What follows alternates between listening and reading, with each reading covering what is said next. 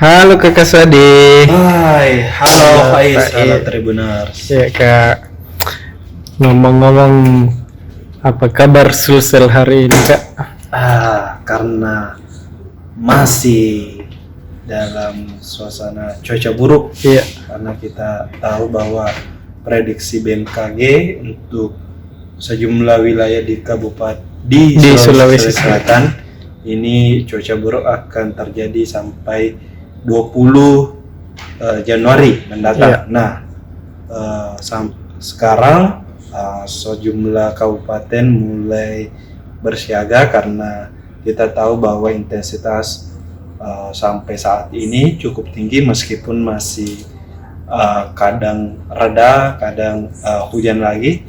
Namun pemerintah mulai bersiap untuk mitigasi bencana lah. Nah, di pemerintah Kabupaten Maros, mereka mulai memetakan kecamatan yang potensi rawan banjir. Di sana ada 8 kecamatan, mulai dari diantaranya itu ada Lau, ada Simbang, Moncoloe, kemudian Bantimurung, kemudian Maros Baru, ada Tompok Bulu juga. Ini beberapa kecamatan yang menjadi rawan banjir dan sudah dipetakan oleh pemerintah Kabupaten Maros. Kita tahu memang bahwa beberapa hari terakhir ini meskipun belum mengenangi pemukiman warga, tapi banjir di Kabupaten Maros ini sudah memiliki dampak, yaitu ada jembatan di Kecamatan Cenrana yang terbawa arus sungai dan ada 14 kepala keluarga yang terisolir.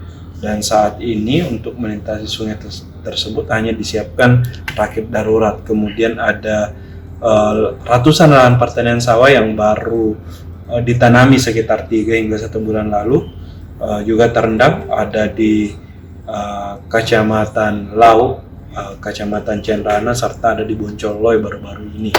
Nah, dalam hal mitigasi bencana ini BPBD juga sudah disiapkan, ada perahu karet yang disiapkan jika memang nantinya tidak diminta-minta banjir melanda di Kabupaten Maros. Sudah disiapkan perahu karet untuk mengevakuasi warga. Kemudian ada 50 personil dari BPBD yang disiagakan dalam 24 jam untuk membantu warga jika terjadi bencana, baik itu banjir, kemudian angin kencang, longsor, dan bencana lainnya. Kemudian selain di berita bencana di Maros, ada juga kemarin di Kabupaten Luwu Timur yang Desa Laskap.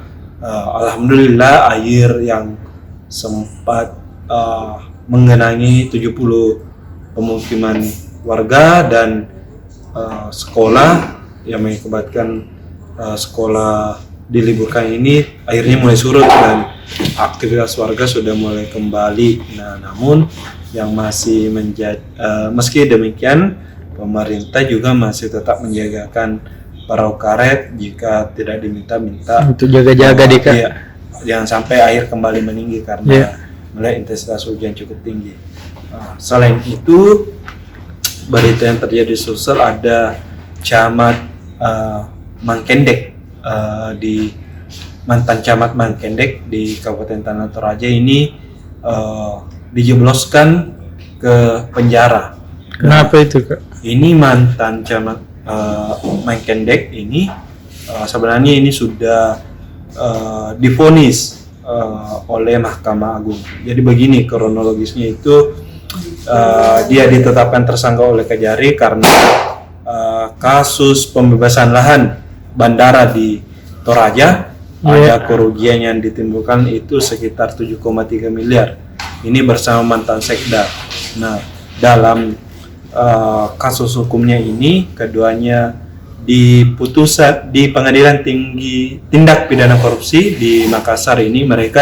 Keduanya ini divonis bebas termasuk mantan camat ini.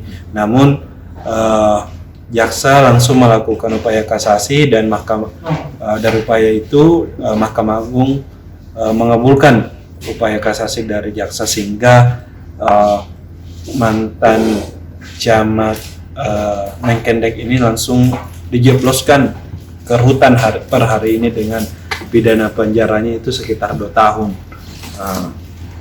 Selain itu juga ada berita ini dari aparatur sipil negara di Pemprov Sulsel ini, mereka belum gajian.